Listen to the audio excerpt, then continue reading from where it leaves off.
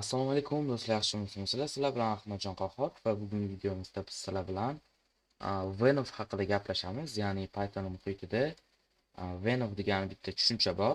U narsani men hozir sizlarga iloji boricha noldan tushuntirib berishga harakat qilaman. Birinchi bo'lib mana bunaqa kotetsiyani chizib olamiz. Bu masalan deylik, bizani proyektlarimiz deylik. Masalan, bu domain.uz masalan mana men proyektimiz. Deylik domain.uz, bunisi domain.com, ya'ni umuman boshqa proyekt bu, va bunisi domain.org deylik. Va mana bizning 3 ta proyektimizda bor va uchalasi 3 xil dasturlash versiyasida yozilgan. Masalan, biza aytaylik Django 1 da yozilganmanmi? Endi Django 1 hozir yo'q, просто aytib ketaman. Mana Django 2 da yozilgan.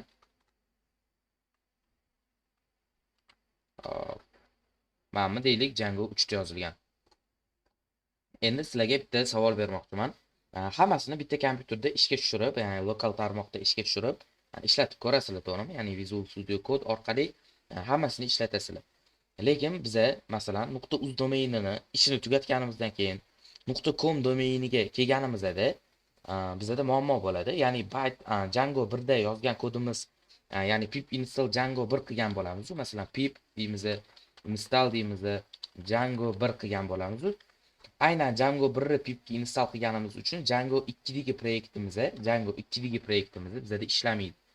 Ya'ni bitta vaqtda 2-3 ta versiyadagi nimalarni, packajlarni ishlata olmaymiz. Ya'ni bu narsaga Venv yordam beradi. Ya'ni Venv o'sha turgan folderlarni o'ziga alohida bitta pip library yaratib beradi. Ya'ni o'sha kutubxonalar packajlarni turadigan alohida bir muhitini yaratib beradi. Endi men uni amalda ko'rsatib beraman. Birinchi bo'lib bitta folder yaratib olamiz. Deylik Venv example deb nomlaymiz va uni Visual Studio Code ilovamizda ochib olishimiz kerak.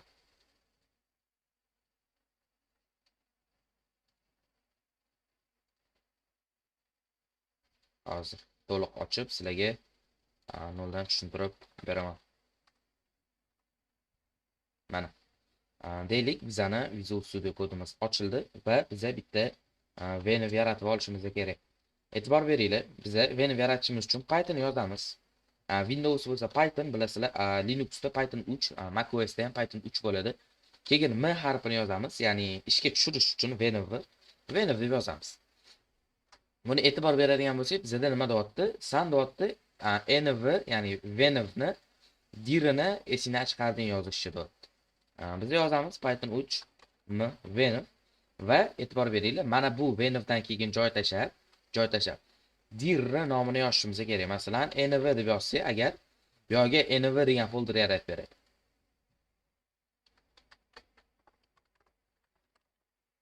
Endi biz yozamiz Python 3 hozirgi versiyasini ko'rib oling.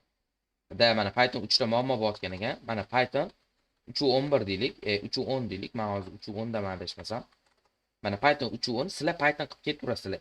Ya'ni kompyuteringizdagi qaysi Pythonni ishlatayotgan bo'lsangiz, o'shani ishlatasizlar. Mana Python 3.10 deyman va Venv. Men o'zi env emas, Venv deb nomlayman. Ya'ni Venv qilamiz. Enter bosganimizda mana bizga Venv degan bitta folder yaratib beryapti. Va endi qaranglar. Windows bilan Linuxda boshqacha.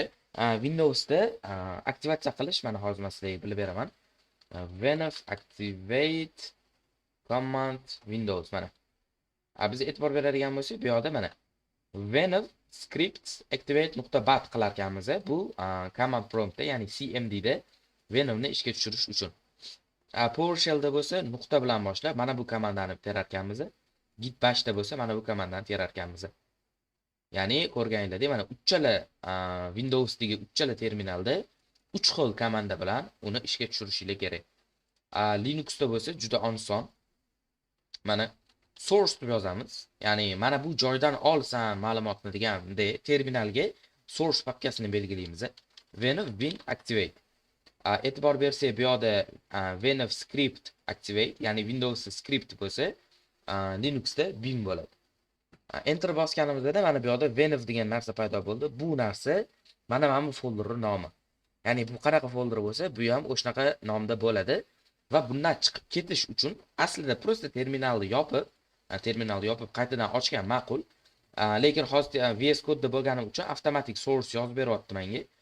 Eng yaxshi yo'li agar Windowsda bo'lsanglar deactivate qilamiz hozir. Deactivate qilamiz. Mana prosta deactivate deb yozsanglar, o'zi nima qilar ekan? Venomni o'chirib berar ekan.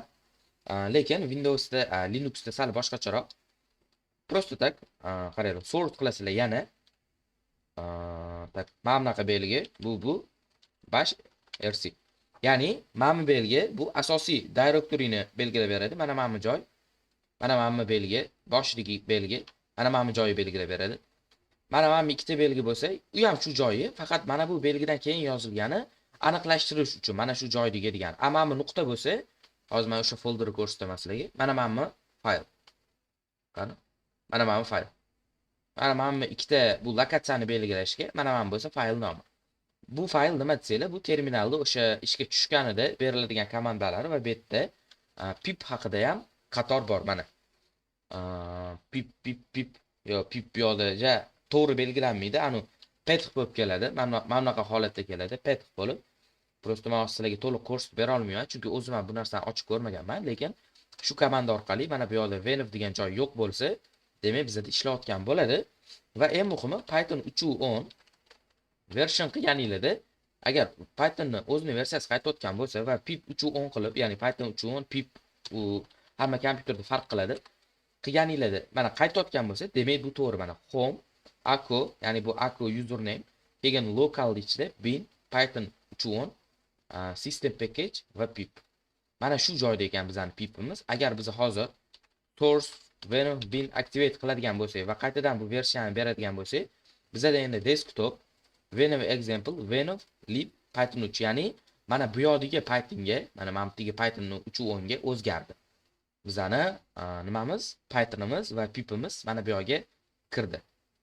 Endi biza e'tibor beramiz. Birinchi bo'lib bitta pip install eogram deylik. Ya'ni eogramni o'rnatamiz shu joyga, ya'ni venv ga o'rnatamiz. Va hozir men bitta terminal ochaman. Sizlarga ko'rsatib berish uchun venv example 2 deyman. Venv example 2 ga kirib olaman. Bu yerga mana qaranglar. Hech narsa yo'q. Kelinglar, buni ham VS Code ochib ola qoling, sizlarga qulay bo'lsin. Mana.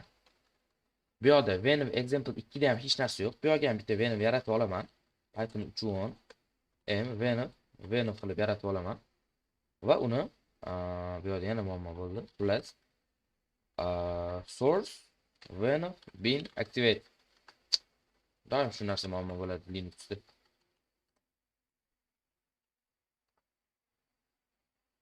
Mana yaratilishini kutamiz. Mana yaratildi. Ikkinchi martada to'g'ri yaratildi. Men buni tetik bilan tozalaganimdan keyin mana activate qildim. Endi qaranglar. Biza bu yerga eogram o'rnatdik, to'g'rimi? Mana pip install eogram qildik va agar biza pip list qiladigan bo'lsak, bizada mana tepaga chiqadigan bo'lsa, eogram 3.27-versiyasi turibdi. Turgan joyimizda. Bu yerda qaraydigan bo'lsa, pip list qilib bizada hech narsa yo'q. Lekin pip list komandasi butun boshli kompyuterimizdagi hamma pipdan o'rnatilgan narsalarni qaytarish kerak edi. Ya'ni tushunasizlar, ya'ni hamma proyektinglarni alohida versiyali qanaqadir package bilan ishlatadigan bo'lsanglar, venv juda asqotadi va undan tashqari hozir yana bitta narsani ko'rsataman sizlarga. Bundan keyingi videolarda git haqida tushuncha berib ketaman. Hozir gitga sal kirib chiqamiz. Bizda bitta narsa bo'ladi. Qaranglar. Pip list deylik.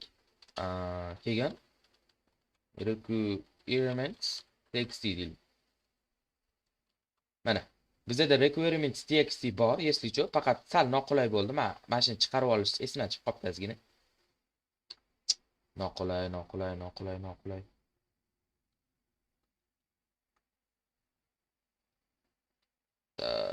Xullas, e'tiborli bo'laylik. Mana requirements txt bo'lsa, ya'ni bizda shu requirements txt bo'lsa, biza mana faylni bitta qilik shu narsani.